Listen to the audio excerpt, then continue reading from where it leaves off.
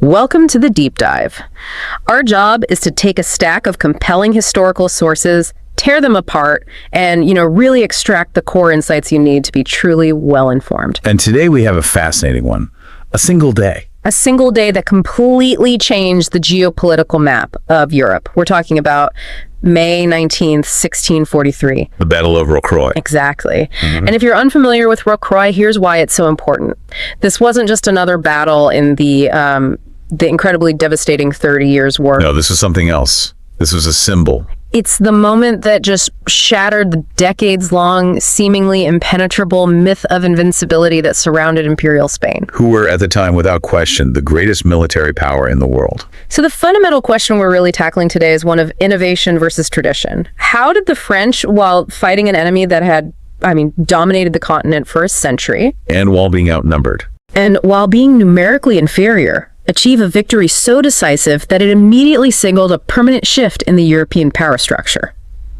We're diving into the specific tactical decisions that made this all happen. It's a great story. Okay, let's unpack this. To really get your head around the monumental nature of Rocroi, you first have to appreciate the sheer weight of the Spanish Empire in 1643. Their military shadow was just massive, right? Massive. It stretched from the Americas all the way to the Netherlands. They were the established superpower, and everyone knew it. And at this particular moment, their army is deep inside France. Deep inside. They're besieging the fortress town of Rocroi, which is a clear demonstration of their operational reach and, frankly, their aggression against their main rival. So what's the foundation of this power? What makes them so feared? It comes down to one thing, really. Their legendary fighting unit. The veteran Spanish Tercios. The Tercios. Okay, so for anyone who hears that term and just pictures a bunch of guys with swords, let's be really specific here. What exactly were the Tercios, and why were they so terrifyingly effective? That's the crucial question. So the Tercio was the definitive pike and shot formation of its era. I want you to imagine a massive, deep square of men. How deep are we talking? Sometimes 30, maybe even 50 ranks deep. At its core was this bristling wall of pikemen holding these incredibly long spears designed for defensive depth and just brute force. A human hedgehog, basically. A perfect analogy. And this mass of pikes protected the musketeers, who stood on the flanks and also within the formation itself. So they prioritized staying power. Absolutely. Staying power and defense. They were slow-moving, yes, but they were thought to be virtually impregnable in a frontal assault.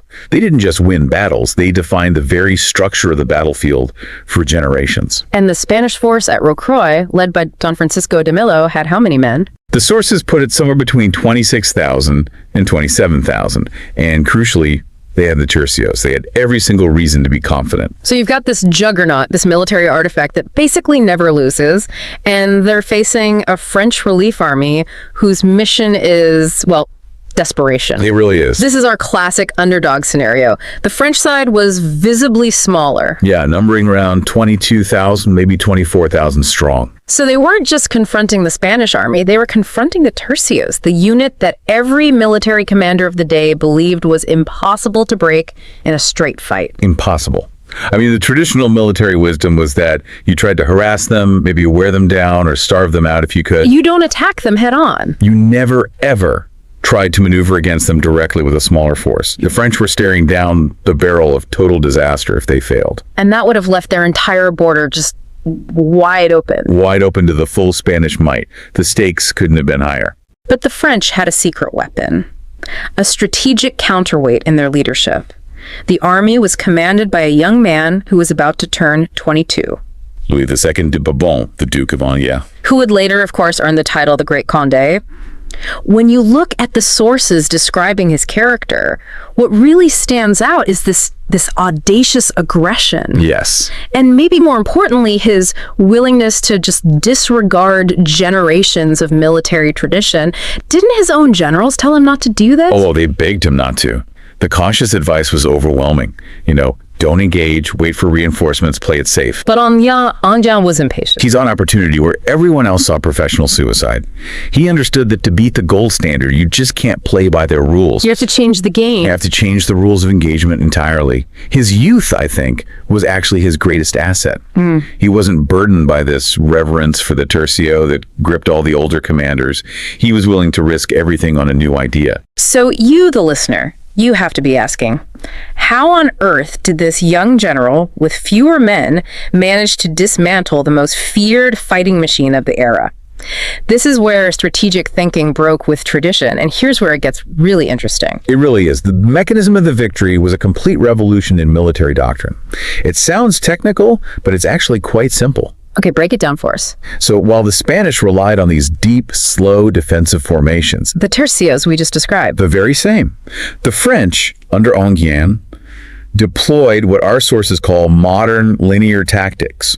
This was the tactical answer to the defensive depth of the tercio. Let's define that shift clearly then. The tercio is deep. Very deep, up to 50 ranks, which meant only the first few guys could actually fire their muskets. It was slow, cumbersome, and it really relied on the psychological impact of its sheer size. And the French counter to that is? The French used shallow linear formations, often only 3 to 6 ranks deep. Which sounds much less imposing on paper. It sounds weaker, but the goal was completely different. It was all about maximizing firepower. With fewer ranks, a much larger percentage of your musketeers can fire at any given time. So you're delivering a devastating continuous volley of shot. Exactly. You're moving from defensive mass to offensive volume. That makes sense conceptually, but I mean, just shooting more doesn't necessarily break a deep pike square, does it? No. Unless you can concentrate that fire and prevent them from just pushing forward. How did Enghien actually deploy this new tactic successfully? And that's the genius of the specific battle plan at Rocroi. It wasn't just about the muskets, it was about combined arms. It was maneuverability. So cavalry comes into play. The cavalry was the key. The battle began with a brutal exchange, a real slugfest. But Enghien's key move involved his cavalry wings. He personally led a rapid, shocking charge on the Spanish right flank. And routed them. Completely routed the opposing horsemen there. But then, and this is the critical part, instead of just celebrating that local win and regrouping. Which is what most commanders would have done. Right. He immediately wheeled his entire cavalry force around the whole Spanish position. Wait, around the back of their main infantry square? All the way around the back to attack the Spanish left flank, which was already tied up fighting the French infantry. So the same cavalry unit essentially performed a double envelopment. It cleared both sides of the Spanish line in one continuous motion. Precisely. A rapid, sweeping, flanking maneuver that the tercios, because of their inherent inflexibility and their depth, simply could not counter. They couldn't turn fast enough. They were built to face forward. They were built to face one direction. Suddenly, the Spanish formations found themselves attacked simultaneously from the front by that high firepower French infantry, and from the rear by Enghien's massed cavalry. They were trapped. Utterly trapped. And the resulting action was swift and it was devastating. The French were able to successfully encircle and then systematically destroy the veteran Spanish tercios. Unbelievable. The sources tell us that 3 of the most famous Spanish squares were completely obliterated. And the remaining tercio, unable to escape, was forced into this massive, unprecedented surrender. And that distinction, the forced surrender of the premier fighting unit in the world, that has to be the critical point here. It is. This wasn't just a tactical retreat. It was the collapse of their most respected fighting identity. And the numbers, the harsh metrics, they tell the story. Spanish losses soared to around 7,300 men. Killed or captured. Killed and captured. The French, despite being the smaller force, suffered approximately 4,000 losses. That massive discrepancy just underscores the completeness of the tactical domination. So in a single afternoon, for every court in Europe to witness, this defeat shattered the myth of Spanish invincibility. That psychological advantage, the one that supported Spain's global authority for a century, it just vanished. that strategic and psychological earthquake, it echoes through the next few centuries. This victory at Rocroi was, as you said, strategically and symbolically monumental. It saved France from a devastating invasion, and it confirmed Enghien as a commander of, well, immense and disruptive talent. A true prodigy. But if we connect this to the bigger picture, the real long-term takeaway here is the seismic power shift that occurred. Rocroi marked the undisputed end of Spain's military dominance in Europe. Absolutely. There's no ambiguity there. You can draw a straight line from this one battle to the undeniable rise of France as the continent's new leading military power. This was the opening act, really, for the later glories of Louis XIV, the Sun King. Exactly. His reign would define the peak of French military and cultural ascendancy, and it all starts here. And beyond the politics, the battle also signaled a profound, lasting change in military philosophy. A doctrinal change. A huge one. The French approach, prioritizing firepower and mobility, was a decisive rejection of the past. So we see warfare moving away from the traditional dominance of heavy infantry, that deep defensive mass embodied by the tercios, and shifting irrevocably towards what? Towards more linear firepower-based approaches. It meant that armies all across Europe started adopting the French model. So they all got thinner and longer. Thinner and longer. Commanders realized that a shallow line, even if it looked less physically imposing, could deliver much higher volumes of simultaneous controlled musketry fire. Quick reloading and maneuverability became more valuable than the sheer defensive depth of the old pike square. And this new way of fighting, this focus on disciplined linear volleys, would define European conflict for how long? Oh, for the next 2 centuries, easily. It influenced everything from the wars of Frederick the Great right up to the American Revolution. Rocroi was the moment the old age of pikes finally yielded to the age of concentrated firepower. So what does this all mean for you, the listener? It means Rocroi wasn't just a French win, it was the definitive inflection point where Spanish influence rapidly declined and French power began its long ascent. And it was based on a superior, almost mathematical approach to warfare. Right. You now have the specific historical context and the tactical details to understand exactly why the map of European power shifted so abruptly in the mid-17th century. It wasn't an accident. It was an innovation. And consider this as you go about your week. The defeat of the Tercios was not a failure of Spanish bravery or spirit. It was a failure of military dogma. It was about tactical innovation, prioritizing quick, efficient, concentrated firepower over sheer mass and defensive depth. A powerful lesson. It's a powerful lesson that really applies to any institution that's facing disruption. Just think about how quickly a seemingly invincible power structure, one that's reliant on tradition, can crumble when it's faced with a smart tactical innovation that completely throws out the established playbook. Okay, let's unpack this. I want you to imagine you're leading an army. You're 21 years old. Just a kid, really. Right. And you're facing the most feared professional military force in Europe, the Spanish Tercios. I mean, these are formations that have dominated battlefields for, what, a century and a half? At least. They were the gold standard. So what happens when this young, aggressive commander decides to just throw out all the conventional cautious advice and, risk everything on speed? Today, we are diving deep into the Battle of Rocroi in 1643. Our mission is pretty clear. We're going to dissect the exact tactics used by the Duke of Enghien to figure out how he pulled off a victory so decisive it basically altered the course of European military history. And to really appreciate the scale of this, you have to understand who Enghien was facing. The Spanish Tercios, they weren't just soldiers, they were a whole tactical system. An institution. Exactly. They operated in these massive, highly disciplined squares of pikemen and musketeers designed to be, well, virtually unbreakable in a frontal fight. They were the benchmark. So for Enghien to defeat them, especially so conclusively, it means he didn't just win a battle, he broke a strategic paradigm. That sets the stage perfectly. I mean, this wasn't about a fair fight. It was really about innovation versus tradition. And the first key element of Enghien's strategy was time. It was all about the clock. He knew the Spanish commander, Francisco de Mello, was waiting for reinforcements, so Enghien chose aggressive, rapid action.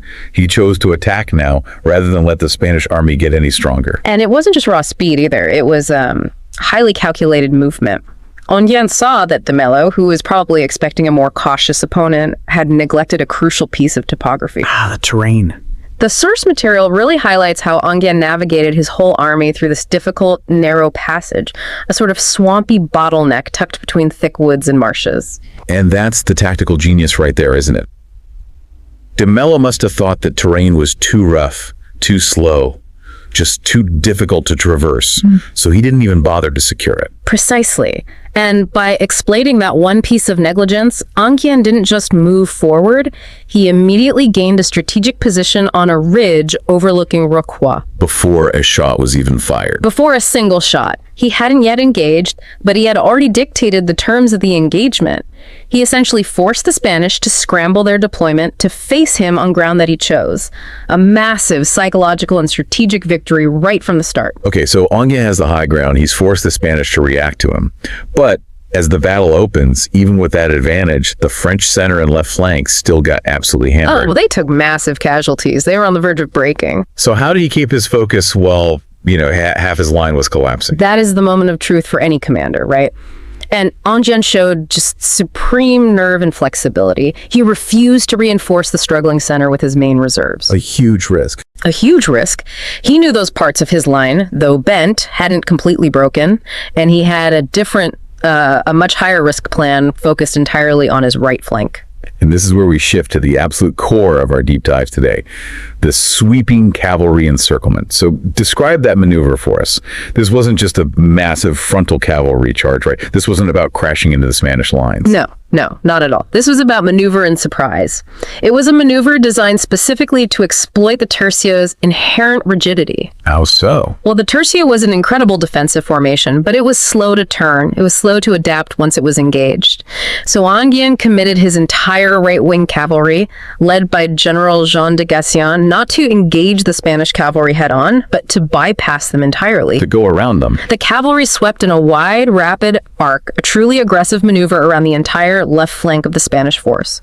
Their objective wasn't the front line, but the Spanish rear, specifically the reserve cavalry and the back of the infantry squares. Wait, so the goal wasn't just to beat the enemy's flank cavalry, but to completely disorganize the entire Spanish deployment by hitting them where they thought they were safest. Exactly. When that French cavalry appeared suddenly behind the main Spanish line, it caused instant chaos. They hit the Spanish reserve cavalry first, which, caught completely off guard, just shattered immediately. And that created a hole. A huge gaping hole in the Spanish defense, and it isolated their elite infantry squares. So here's where it gets really interesting for me. That sudden envelopment completely shattered Spanish cohesion, like you said, but the elite Spanish Tercios, they still refused to surrender. They weren't just easily routed, were they? Absolutely not. And this is a testament to their professionalism. I mean, despite their cavalry support fleeing and the entire French army now basically surrounding them, those huge infantry blocks just closed ranks. They repulsed repeated, desperate French cavalry charges. Wow. The Tercio was designed to fight to the last man, and they were holding that promise. But by isolating them, Enghien had exposed their main structural weakness. Which was? The Tercio relied on its depth and its pike defense to withstand a frontal assault. It was highly vulnerable to flanking fire, particularly from artillery that it couldn't easily reach or silence. So Enghien didn't just keep sending his cavalry into a meat grinder. His final tactical masterpiece was this combined arms coordination. What did that actually look like in real time? Did the cavalry charge first, force the formation to shrink, and then the artillery opened up? That's precisely the sequence. The cavalry charges kept the Spanish blocks pinned in place, forcing them into these tight, defensible squares where they couldn't maneuver. Once they were static and isolated, Enghien brought up his artillery. And here's the stunning detail. He didn't just use his own guns. Go on. He directed units to wheel around, massing captured Spanish guns that had been abandoned on the field, and brought that concentrated firepower to bear on the Spanish flanks and rear. Wait a minute. He used their own guns against their most elite units. That suggests a monumental failure in command and control on the Spanish side. It speaks volumes about the decisiveness of that initial French attack and the panic it induced. Enghien was just ruthless in exploiting every single resource. And firing down into those dense, slow-moving squares with massed artillery, it was devastating. The Tercios simply weren't equipped to sustain that kind of bombardment, especially without any cavalry support. So when we summarize the key components here, we're not just looking at one brilliant move, we're seeing a whole cycle of aggression. Rapid offensive action to negate enemy reinforcements, superior mobility to exploit that neglected terrain. Right. Tactical flexibility to absorb pressure on one flank while attacking with the other. And then the final stroke, that decisive combined arms coordination of cavalry, infantry, and mass artillery. Absolutely. His risk-taking leadership, especially at 21 years old, it defined a whole new era of military science. This battle was really the death knell for the Spanish army's tactical supremacy. By breaking those legendary tercio formations, Enghien signaled a profound shift in military doctrine across Europe. Let's delve a bit deeper into that historical shift. You mentioned the tercio was slow and heavy. What did Enghien's French model offer that was so fundamentally faster and lighter? You see, the Tercio was structurally dependent on these massive blocks of pikemen, basically defensive spears, that were slow to maneuver and required huge numbers of men. The French, who were already moving toward new models, focused on faster-moving, higher firepower musket formations and highly mobile cavalry. Rocroi proved that model worked. Rocroi showed that mobility combined with concentrated firepower could defeat stability. The age of the large defensive infantry square, which had really defined warfare since the late 15th century, was drawing to a close. Enghien demonstrated that if you move fast enough and hit hard enough with concentrated fire, you can shatter the seemingly unbreakable. That is the perfect distillation of the tactical outcome. Let's make sure our listener has these key takeaways locked in. Enghien's car-winning strategy was based on rapid, aggressive attacks focused on disruption and encirclement. And that smart use of terrain to exploit gaps. Right, and then that perfectly coordinated use of all available arms. And the takeaway here is really the value of calculated risk and tactical innovation.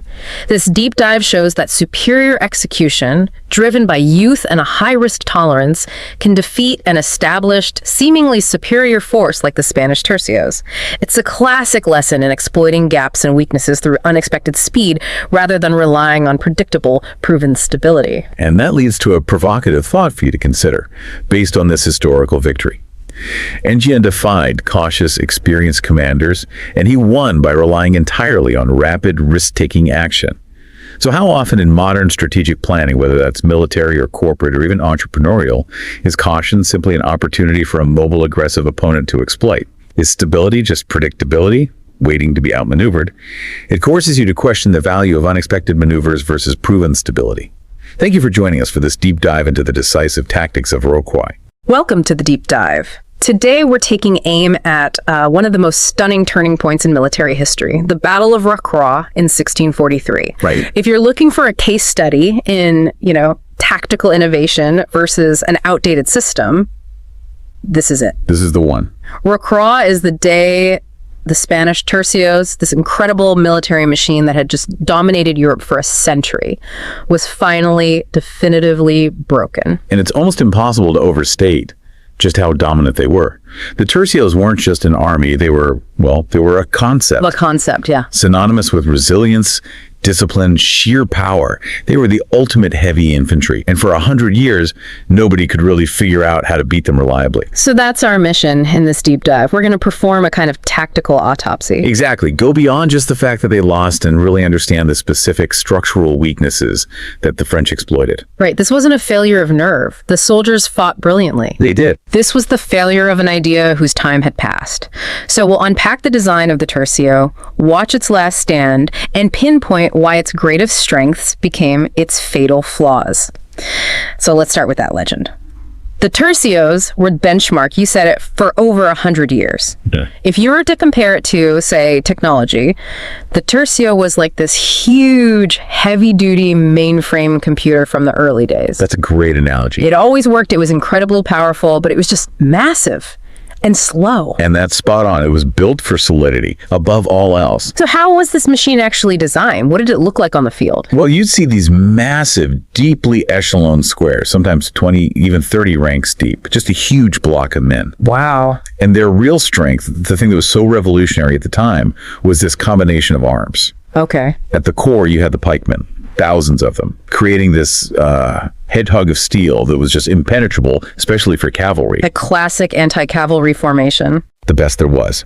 And then around this core, you had your arquebusiers and later your musketeers, the firepower. So they had defense and offense baked into one unit. Exactly. It achieved two things perfectly. Tactical discipline. These guys were career soldiers, professionals, and armor. It could absorb a massive amount of punishment and then just push forward. A steamroller. Okay, so you have this monument to military endurance, and then you have Rocroi. And our sources are really clear on this. The Tercios didn't just break and run. They fought with this legendary, almost insane discipline. They really did. Their performance was, in isolation, magnificent. So why should you, the listener, care about how well they fought if we already know they lost? What does that tell us? It tells us everything. Because if they had just failed, if they had broken, it would be a story about morale. A simple defeat. Right. But instead, they did exactly what they were trained to do. They repelled multiple French cavalry charges. I mean, that's what a tercio was born to do. Their fire discipline, even under immense pressure, was incredible. So they were still the best soldiers on the field. Arguably, yes. The individual components were working perfectly. The machine was running as designed. But the machine still failed. And that raises a common idea about them, doesn't it? That a tercio could just sort of absorb damage until the enemy just gave up. That was the theory. And for a century, that's how it worked. Because they were designed to absorb shock from pikes, from swords, from a cavalry charge, kinetic energy. Impact. Yes, impact. But Rocroi and the 17th century battlefield in general introduced a whole new kind of physics. What do you mean? Sustained, overwhelming range firepower, particularly from concentrated French artillery. That changes the whole dynamic. Yeah. Suddenly, being in a dense, static formation isn't a strength anymore. It's a death trap. Okay, let's unpack that. Their density, their depth was their defining feature. How does that strength become a fatal flaw? This is where the geometry of it all matters, right? It's pure mathematics. Think about it. You have a square of musketeers 20 ranks deep. Well, only the first 2, maybe 3 ranks can actually fire their weapons without hitting their own guys in front of them. Right, of course. So that means you have, what, 80 or 90% of your musketeers who are basically just adding mass. They aren't contributing to the fight. Their firing frontage is tiny compared to their numbers. So they have all this potential firepower that they just can't use. Exactly. Now, look at the French. They're using these new, shallower formations, maybe 6 ranks deep, a concept pioneered by guys like Gustavus Adolphus. The linear tactic. The linear tactic. It means a much, much higher percentage of their soldiers can fire at the same time. They're putting out an overwhelming volume of fire. So it's not just about having more guns, it's about being able to use more of your guns at once. Precisely. And then there's the flip side, how you receive fire. Which has to be the real tragedy for the tercio here. It is. That deep, dense block of men is an enormous, easy target. Yeah. It's a barn door. You can't miss. You literally can't miss. And an artillery round, or even a musket ball that hits the first rank, doesn't stop there. It keeps going through the second, the third, the fourth, maximizing casualties with every single shot. So every French volley is doing devastating damage deep inside the formation. Continuous horrific losses in the middle and rear ranks. Men who can't even see the enemy are being killed. The French system, being shallower, more spread out, is just a much harder target to hit effectively. It sounds like the French were running, I don't know, new software designed for this new hardware of muskets and artillery. That's the perfect way to describe it. And the tercio was still running on its old mass-based operating system. It was. The formation was just too inflexible. Their discipline was incredible, but they couldn't just quickly redeploy or pivot one of those massive squares when the French focused their cannons on it. And the French commander, the Duke of Enghien, he didn't just sit back and shoot, did he? No, absolutely not. He executed a perfect combined arms attack. He used the rigidity of the Spanish squares against them. And there was another factor, wasn't there? It wasn't just infantry on infantry. Oh, a crucial one. We have to remember the strategic situation. The Spanish supporting cavalry was routed early in the battle. So the tercios were left alone. Completely isolated. And once those squares are surrounded, the pikes become much less useful. The French could then just pour fire into them from all sides, relentlessly. They were disciplined islands, yes, but they were islands being washed away by a tide of lead and iron. So let's look at the bigger picture. What does this all mean for the history books? Was Rocroi the instant definitive death of the tercio system? That's a great question, because military history is almost never that clean. There are no clean breaks. Right. Rocroi was. Let's call it a public declaration. It was the moment everyone in Europe saw, without a doubt, that the system's supremacy was over. It was proof that a modern army built around mobility and firepower could systematically take a tercio apart. But it wasn't the end. Not overnight. No. It was part of a much longer decline that had already been happening for decades.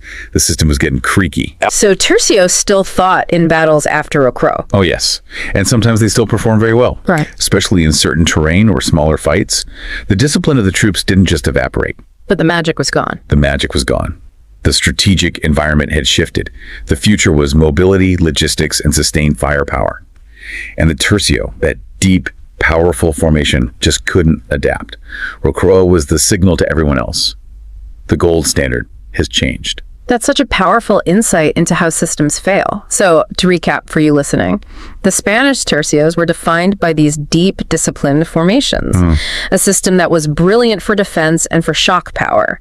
But at Rocroi, that very depth, that very strength became its undoing. It did. It wasted the firepower of most of its own men while making them the perfect target for the French linear formations, which were designed for one thing: maximum simultaneous fire. And mobility. And mobility. They weren't defeated by a lack of spirit. They were defeated by, well, the geometry of obsolescence. And if we connect this back to, the bigger picture, Rocroi shows a powerful truth about any organization, really. When the technology or the environment changes, in this case reliable artillery and muskets, a system's defining strength can become its greatest vulnerability. Almost overnight. Almost overnight. The depth and discipline that made the Tercios unconquerable turned them into a static, vulnerable target. Which leaves you with a really important question. What's that? When does proven efficiency, when does that hardened discipline cross the line into tactical rigidity? And how fast can that rigidity make you obsolete when the rules of the game suddenly shift? A question that resonates far, far beyond a 17th century battlefield. Thank you for joining us on this deep dive into the end of an era. Now go forth and think about where your own systems might be getting just a little too deep to turn.